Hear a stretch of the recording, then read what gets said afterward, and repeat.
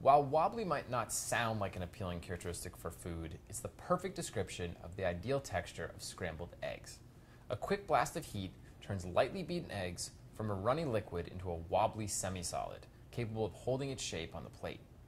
While most cooks focus on the role played by heat in changing the viscosity of the eggs, it turns out that the supporting ingredients, especially fat, are nearly as important to make this transformation happen successfully. Before we get into making scrambled eggs, let's review some basic egg science. In raw eggs, globular protein strands are tangled and interspersed with water molecules. Now, heat causes the protein strands to align and bond together into a mesh-like network, creating a latticed gel that traps some of the water in the eggs. This network gives cooked eggs their structure and allows a liquid to transform into a semi-solid that you can pick up with a fork. How much heat is applied will affect how tightly these strands bond together, and in the end determine the final viscosity of the dish. With just the right heat level, the eggs will be set but a bit wobbly. Too much heat and they will be completely firm and dry. Whether making scrambled eggs, an omelet, or even creme brulee, eggs can be tricky because changes in temperature have a huge effect on viscosity. There's a very fine line between underset, perfectly set, and curdled. Luckily, in the kitchen, we can add ingredients to the eggs that will buy a little bit more leeway. Fat is especially important because it slows down the coagulation process, that network that's forming. It keeps the protein strands from bonding too tightly. So this softer, looser lattice network also does a better job of holding onto moisture. It doesn't squeeze it out. So the eggs turn out tender and moist. When fat is not part of the mix, the protein strands can bond very tightly together and actually squeeze most of the moisture out of the eggs. This is why overcooked eggs are often weeping, and I have a plate of scrambled eggs to demonstrate this weeping. Now, as you can see, there's a lot of liquid running out of the eggs. So what happened is these eggs were cooked too hot and for too long. That protein network squeezed really tightly together, and you can see the moisture that is escaping.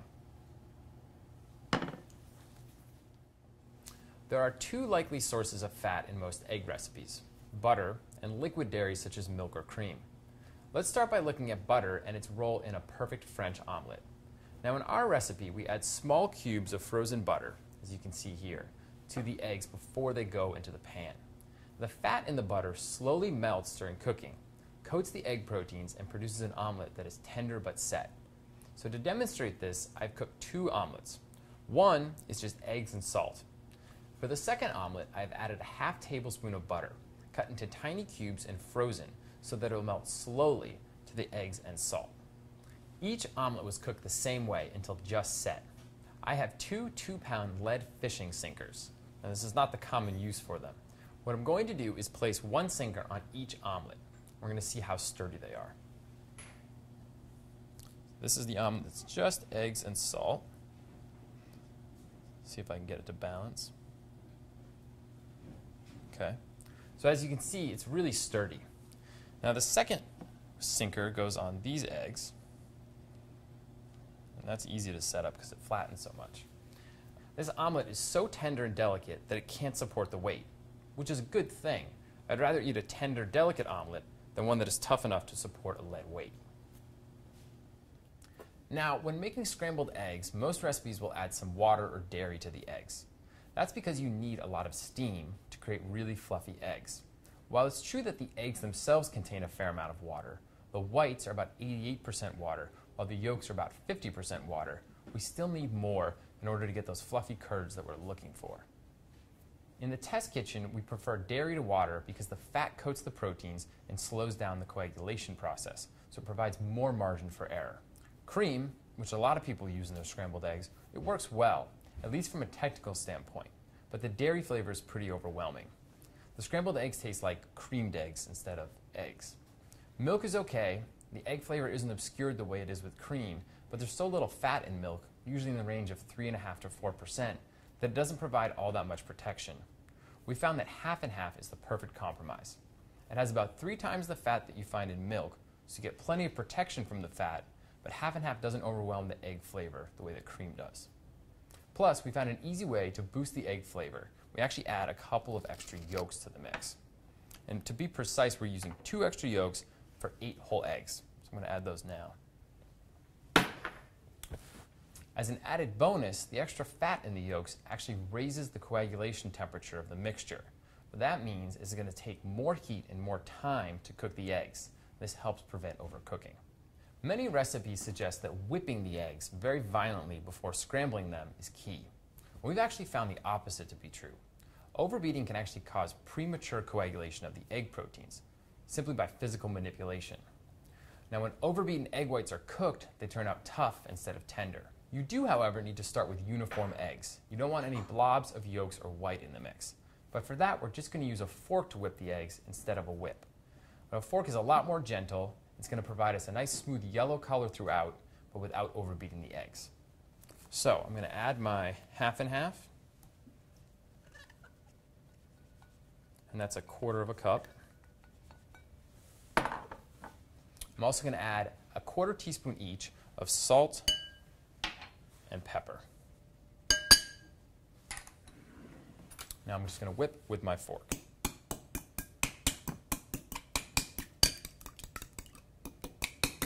I like to puncture the yolks beforehand. It makes them easier to incorporate.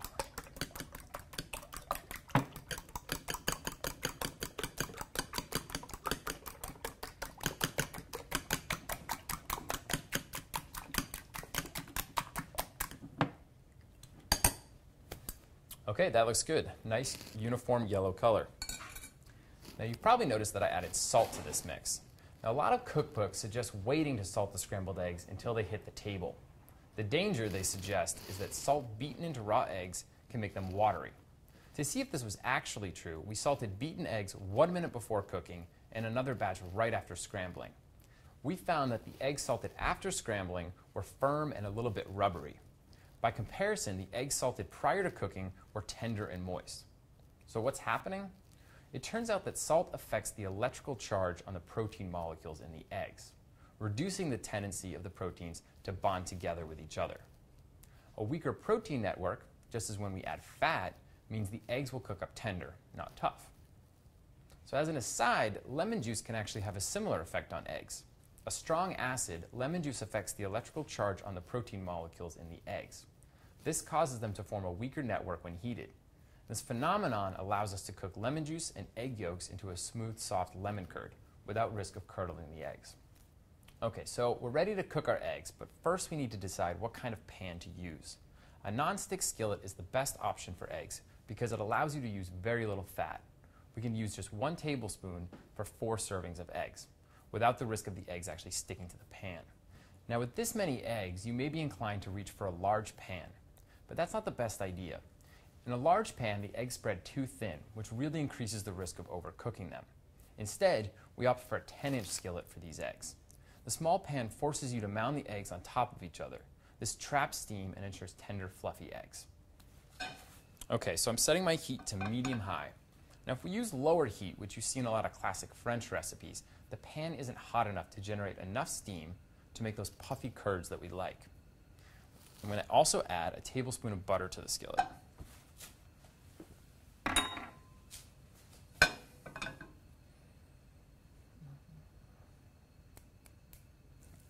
Okay, so now that the butter has melted, I'm going to add my eggs all at once.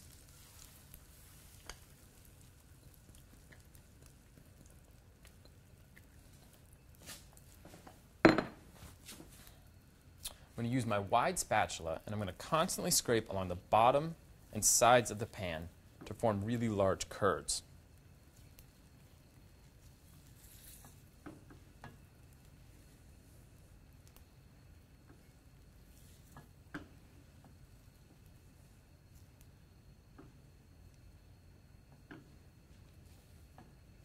So at this point in the recipe, you have a lot of control over the sides of the curds. If I were to use chopsticks or something very small and a lot of motion, I can make very small curds. But we're after the really nice fluffy ones.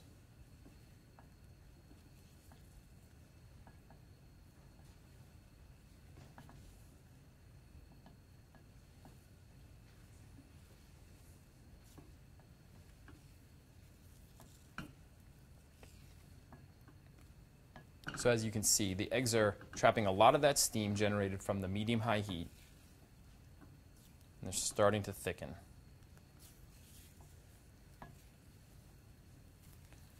Now, as soon as my spatula leaves a trail on the bottom of the pan that doesn't fully fill in, I'm going to drop the heat down to low, and that's happening right now. So we've already gotten lots of steam into our eggs, and at this point we just want to be as gentle as possible. So I'm folding them over, making sure to retain those nice big curds.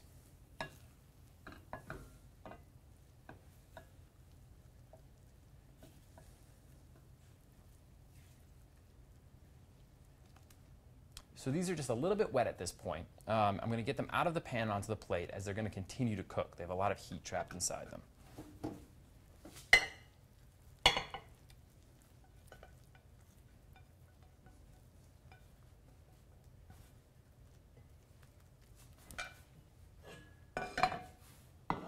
All right, so there we go. Nice wobbly plate. So this two-level heat method is very important to this recipe in achieving the eggs that we want.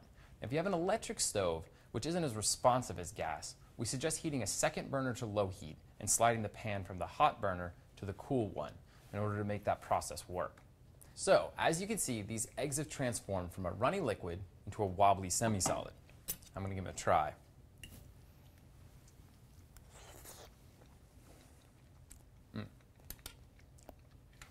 They're really well seasoned because we have that salt in from the very beginning.